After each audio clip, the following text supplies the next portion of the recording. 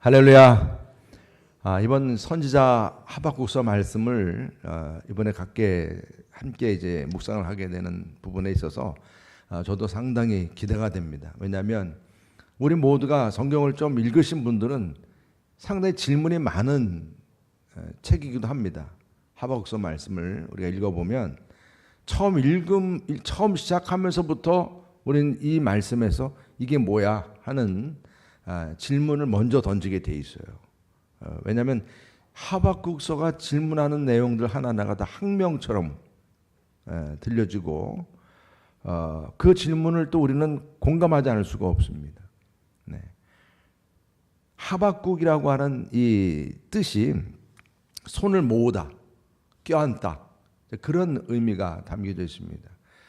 그런 의미의 그 이름을 가지고 있는 것처럼 정말 모든 걸 다 껴안고 품는 하나님의 사람으로서의 그 모습이 이 말씀 속에서 우리가 보여지게 됩니다.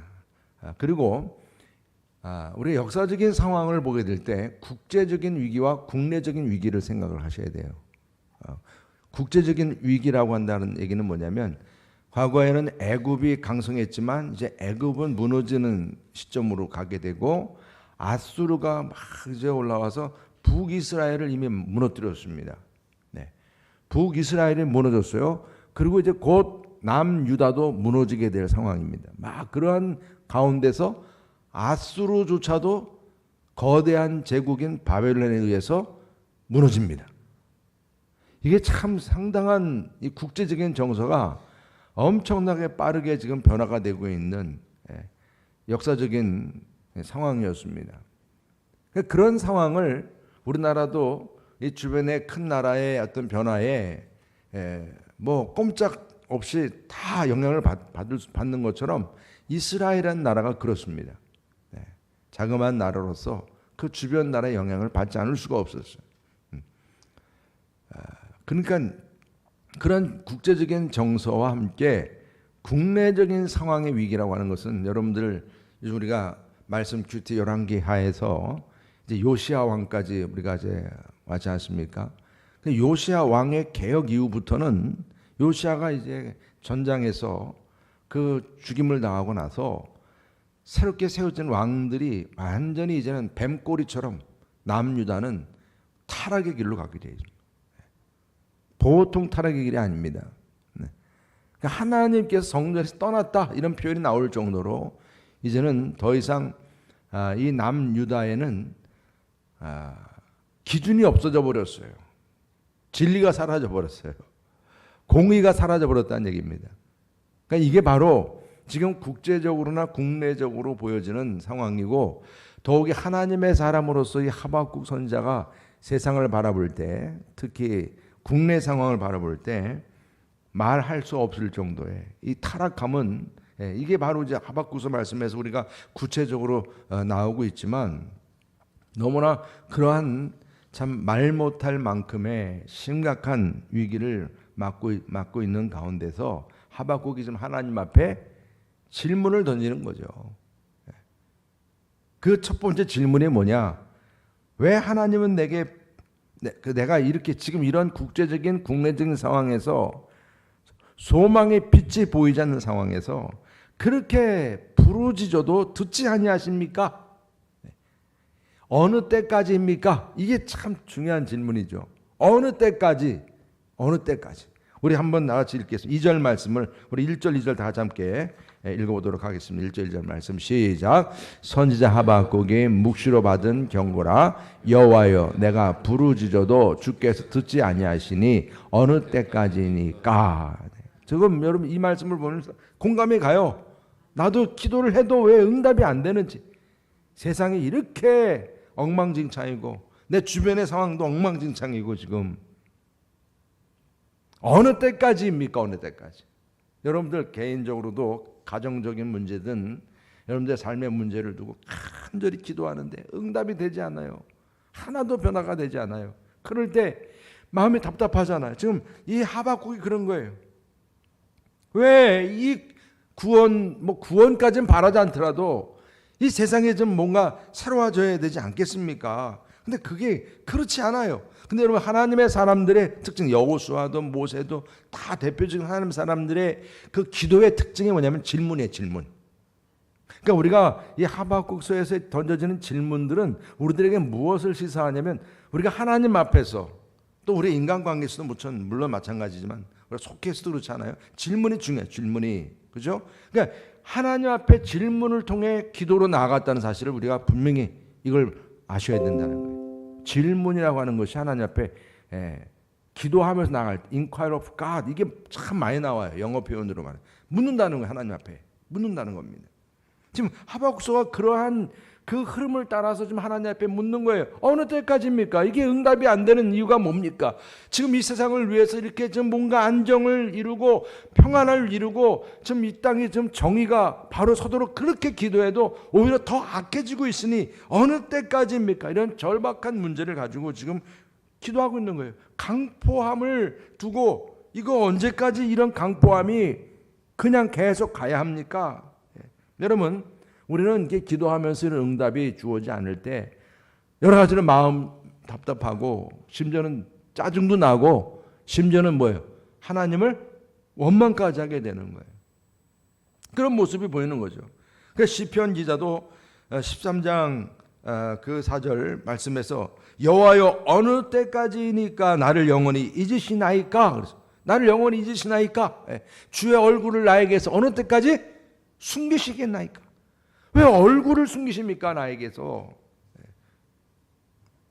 왜 하나님께서 이렇게 간절함에도 불구하고 침묵만 하고 계십니까? 침묵만. 그런데 여러분, 얼굴을 가렸다라고 한 이 부분이 내가 표현하는 거잖아요. 그렇죠? 하나님께서 얼굴을 진짜 가리고 계실까요? 여러분, 우리가 주기도문에 처음 기도할 때 어떻게 기도합니까? 하늘에 계신 우리 아버지잖아요. 우리는 그렇게 기도를 하면서도 하나님이 내 뜻과 내 생각과 내 그림대로 그려지길 원하는 것이 우리들의 모습이잖아요. 내가 이렇게 기도했으면 이 기도 내용 하나님 빨리 응답해야지. 이것도 내 생각이잖아요. 내 판단이고. 우리는 거기에 기준점을 두고 있는 게 문제라는 사실을 몰라요, 사람들이. 하나님은 하늘에 계신 분이시잖아요.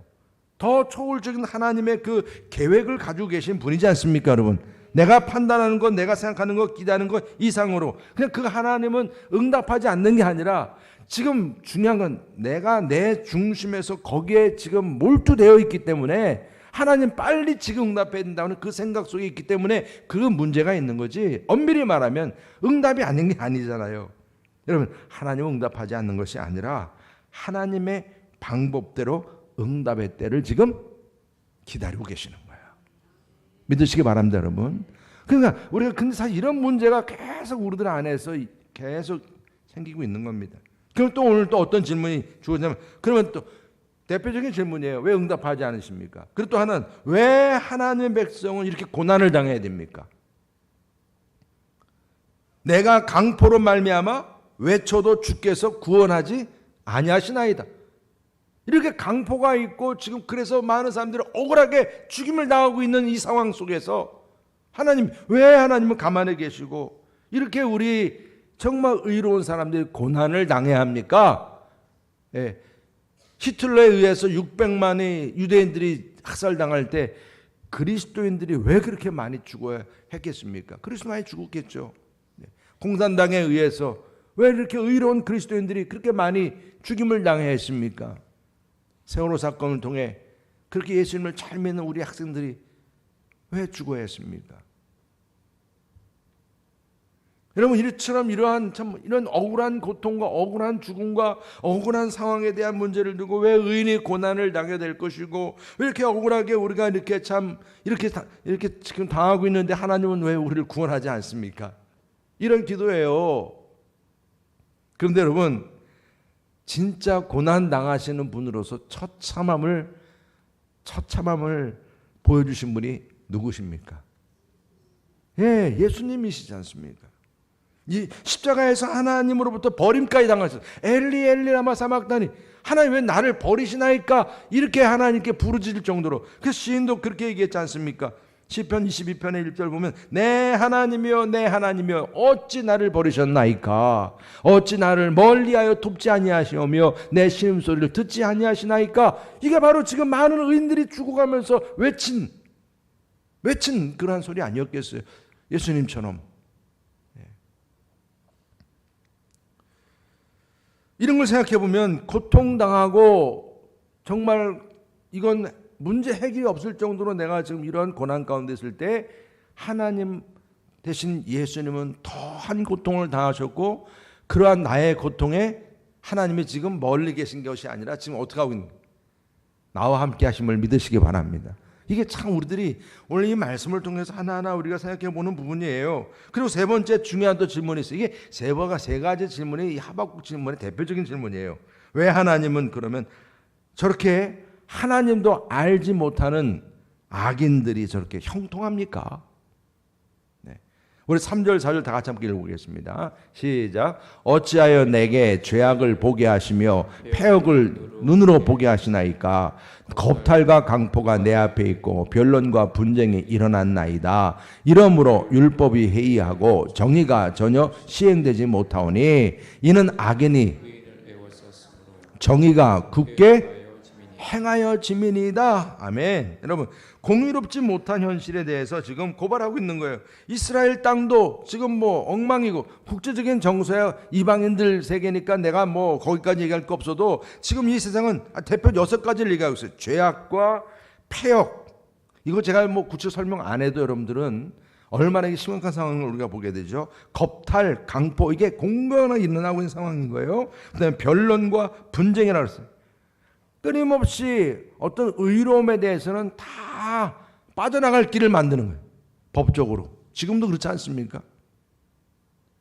하박국은 지금 하나님께 이러한 죄악된 현실을 내버려 두신 하나님께 분노를 하고 있어요. 분노를.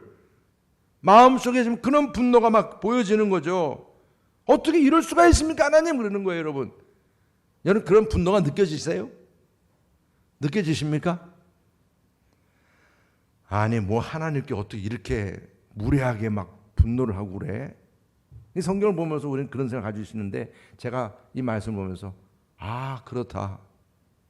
하나님은 오히려 이렇게 분노하고 있는 하박국을 기특하게 여기시겠구나. 왜요? 그나마 이런 죄악에 대해서 감각이라도 있다는 자체가 하나님 몫이 기특한 거예요. 왜? 모든 사람들이 그 악에 빠져 있을 때는 이런 감각조차 없어요. 왜? 나도 이러한 죄악 가운데 같이 하나가 되어 있으니까.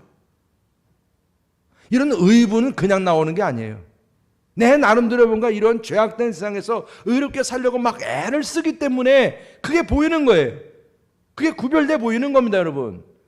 그런데 세상 속에서 죄를 같이 누리고 있는 그리스도인, 같이 죄를 누리고 있는 하나님의 사람, 똑같이 죄에 대해서 무감각합니다. 하나님이 무감각한 게 아니라니까요.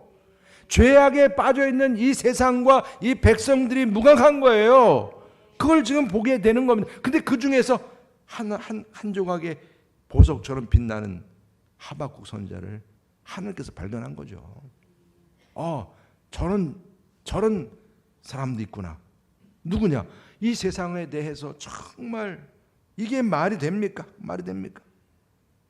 영적으로 깨어있는 사람의 모습을 주님은 보시는 거죠. 여러분 그리스도인들이 세상의 탐욕과 죄악에 대해서 무감각한 이유는 하나님 무감각한 게 아니라 나 자신이 그곳에 빠져있기 때문에 이런 거룩한 의분이 나오지 않아요. 그만큼 엉터리이고 거룩이나 이런 모든 거 다 위선. 예. 근데 여러분 생각해 보세요. 욕쟁이라는 말을 들어도 좋아요. 우리가 세상 속에서 하나님의 사람으로 내가 욕쟁이라는 말 들어도 이 세상에 이런 악함을 두고 내가 바르게 부르짖을 수 있다고 하는 것이 이게 쉬운 게 아니에요, 여러분. 근데 예수님은 하셨어요. 엄청난 그 당시에 종교 지도자를 향해서 독사의 자식들아. 이게 요즘 말로 말하면 쌍욕과 같은 거예요. 예수님 그렇게 하셨어요. 회칠한 무덤이라고 그랬어요.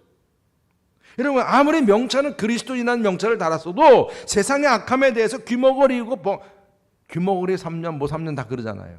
그렇게 살아가게끔 그렇게 되고 말았다. 그냥 나 자신부터가 이 세상의 의로움에 대해서 무감각해져 버렸기 때문에 그래. 용서한다? 뭐 착해서 그래요? 겸손입니까? 다 이게 위선이죠. 그러니까 여러분 어떻게 보면 하박국의 모습을 볼 때는 이게 위선 떨지 않는 거예요. 진실이에요. 정말 저런 선자가 있었네. 그걸 보게 되는 겁니다. 여러분 그래서 오늘 하나님께서는 이러한 하박국의 응답을 하시는 거예요. 어떻게 응답하십니까? 우리 5절 다 함께 읽어보겠습니다. 5절 말씀 시작. 여러 나라를 보고 또 보고 놀라고 또 놀랄지어다. 너의 생전에 내가 한 가지를 행할 것이라. 누가 너희에게 말할지라도 너희가 정말 믿지 못할 상황을 하나님께서 말씀하시는 거예요. 놀라고 놀랄 상황이라는 거예요. 지금 하나님은 믿지 못할 만큼 놀라운 일을 행하신다. 여러분 하나님의 계획은 우리가 상상할 수 없을 정도의 그러한 일을 계획하신 하나님이심을 믿으시기 바랍니다. 독생자를 예수 그리스도 이 땅에 보내신 것부터가 놀라운 일입니다. 네. 하나님의 역사는 상상할 수 없어요. 우리가 그런 하나님을 우리가 생각하셔야 됩니다. 하나님의 응답조차도 우리가 예측할 수 없어요.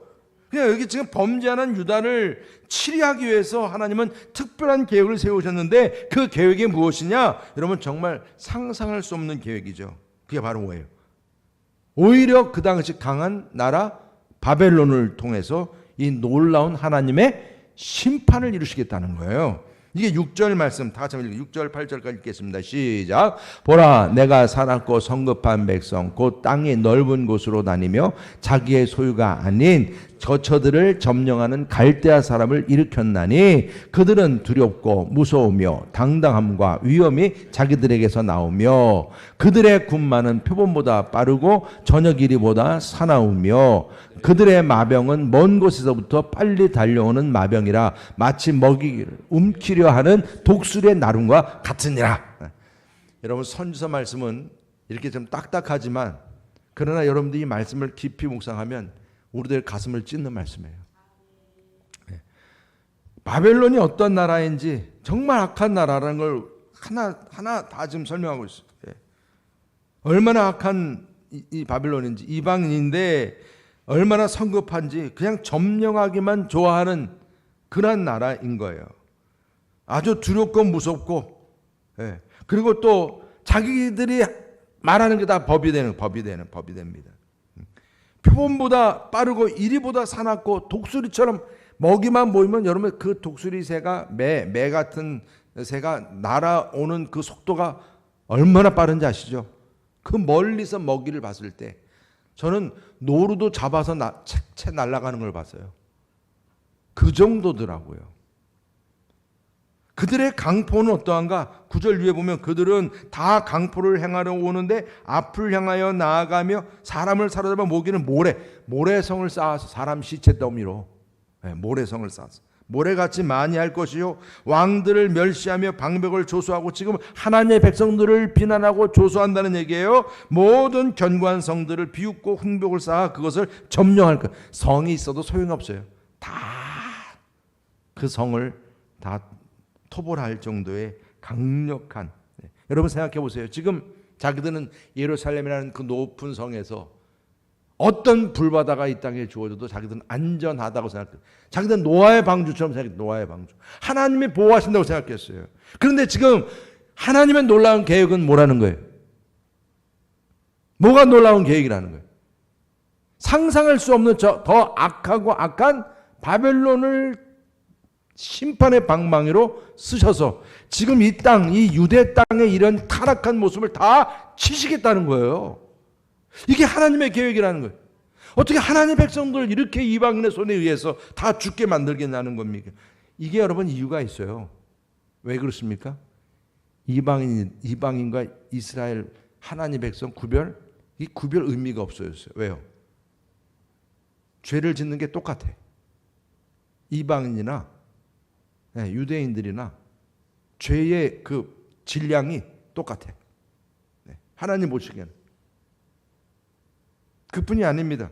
이미 하나님은 이제 그래서 이 죄악된 도성에 하나님이 보호하사 동해물과 백두산이 보호하사 그런 하나님의 보호하심이 이제 떠나간 거예요. 자초한 겁니다. 이게. 자초한 거예요. 우리가 자초한 거예요. 여러분 교회도 마찬가지입니다. 세상에서 소금과 빛의 사명을 감당하라. 하나님께서 우리를처럼 택하여 세웠다면 산 위의 동네가 감춰질 수 없듯이 교회도 산 위의 동네가 되어서 그래서 세상의 길잡이가 되고 세상의 빛이 되어야 하는 줄 믿으시길 바랍니다. 우리가 그러해야 되는 거예요. 근데 교회가 병들어 버리면 세상도 교회를 무관심하게 돼 있는 거예요. 이게 여러분들 우리들이 가지고 있는 문제입니다. 세상과 그냥 담쌓기를 해서 교회 안에서만 서로 사치기 뽕하고 있어요. 우리들끼리만 서로 거룩하다고 서로 자축하고 자기 만족 속에서 이 교회가 가고 있으니까 세상 사람들이 저거 뭐 하는 것 사람들이야? 이렇게 사람들은 의아하게 보는 거예요.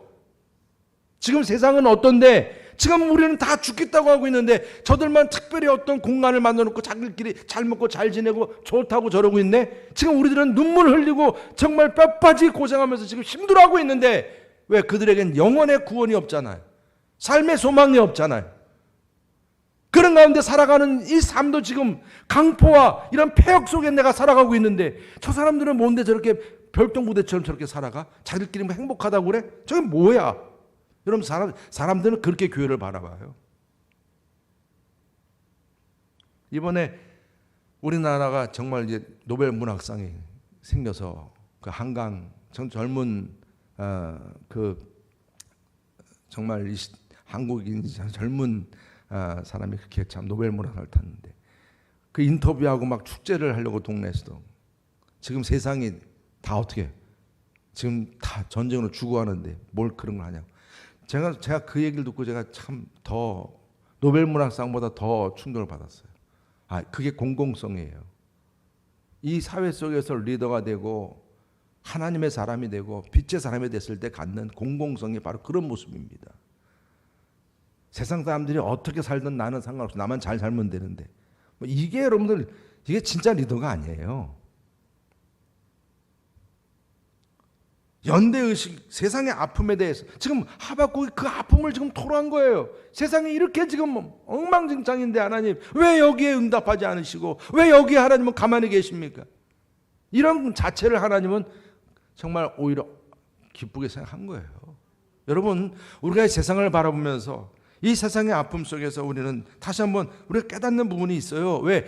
그렇구나. 하나님이 이 모든 심판의 주관자가 되신다는 사실을 다시 한번 깨닫게 되는. 왜요? 지금 우리가 보면 11절 다시 한번 읽어보겠습니다. 11절 말씀 시작. 그들은 자기들의 힘을 자기들의 신으로 삼는 자들이라 이에 바람같이 급히 몰아 지나치게 행하여 범죄. 이게 지금 뭐예요? 마지막 11절에 와서 이렇게 바벨론이 대단하지만 심판은 지금 누가 하고 계시는 거예요?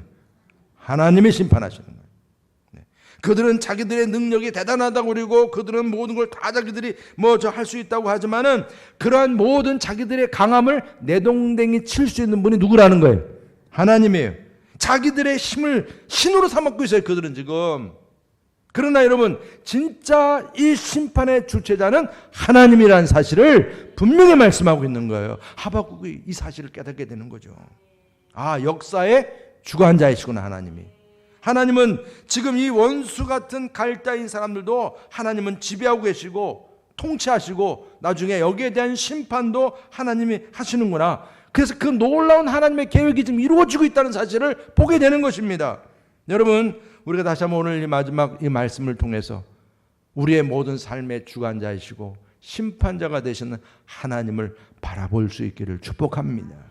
그분을 바라보면서 하나님의 그 통치하심과 인도하심을 인정할 수 있는 저와 여러분 되시기를 주님의 이름으로 축복합니다.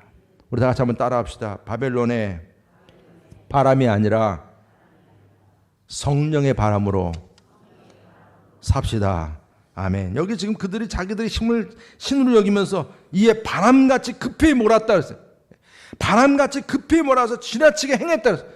지나치게 행하니까 하나님의 백성들과 성령까지 막 함부로 막 짓밟는 그런 모습들을 하나님 보시고 너가 아무리 그렇게 바람처럼 그렇게 달려도 나중에 어떻게 된다는 거예요? 바람처럼 멸하게 될 것이다. 바람처럼 멸하게 될 것이다. 교만한 자의 결말은 그렇게 된다는 거예요. 그걸 말씀하고 있는 것입니다. 여러분.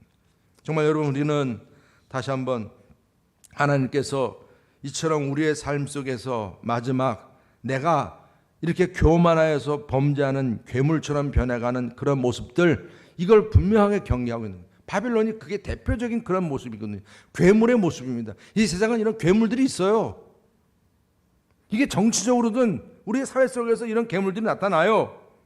바람 같은 세력으로 그래서 모든 사람들이 그 사람을 주목하게 만들어요. 너는 내 줄에 서야 한다는 거예요. 그래 너는 먹고 살 수 있다는 거예요.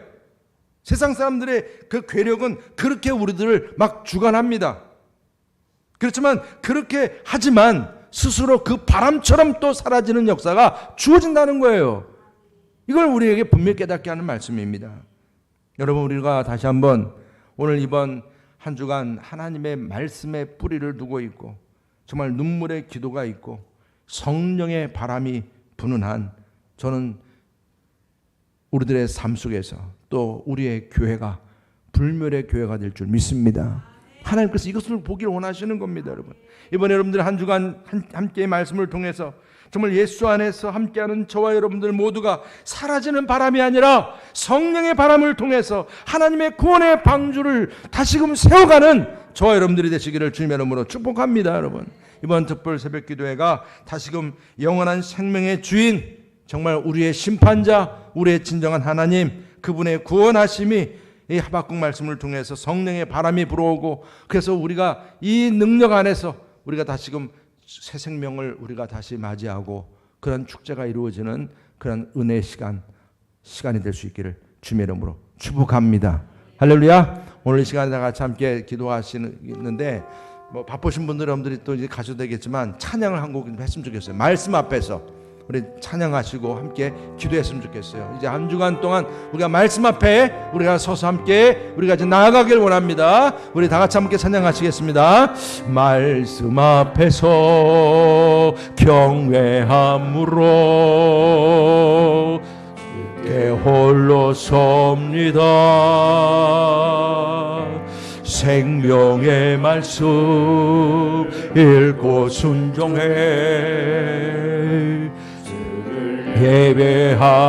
예배합니다. 기록된 말씀 힘이 있어서 진리로 우릴 거룩해 하며 거룩한 말씀 세세 영원히 복음이 되어 말씀하시네. 하나님 말씀에 들어오는 자, 그 말씀에 생명을 거는 자, 한 사람 찾으시는 주님의 약속을 믿어.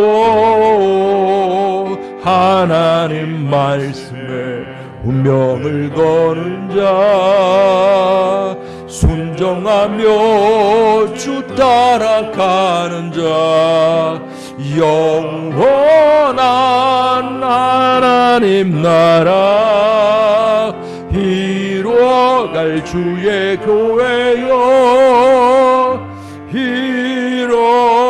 일어나라. 하나님 말씀에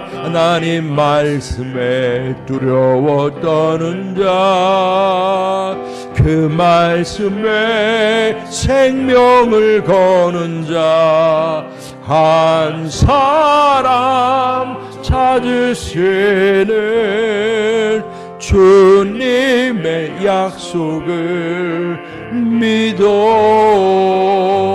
하나님 말씀에 운명을 거는 자, 순종하며 주 따라가는 자, 영원한 하나님 나라 이루어갈 주의 교회여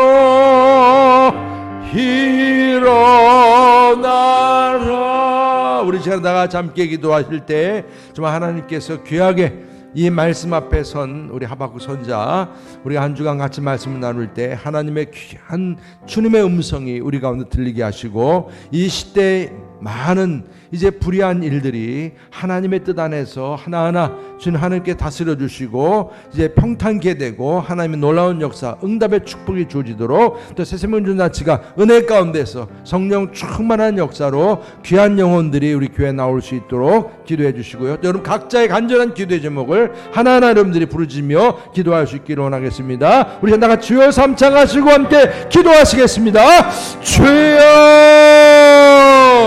주여,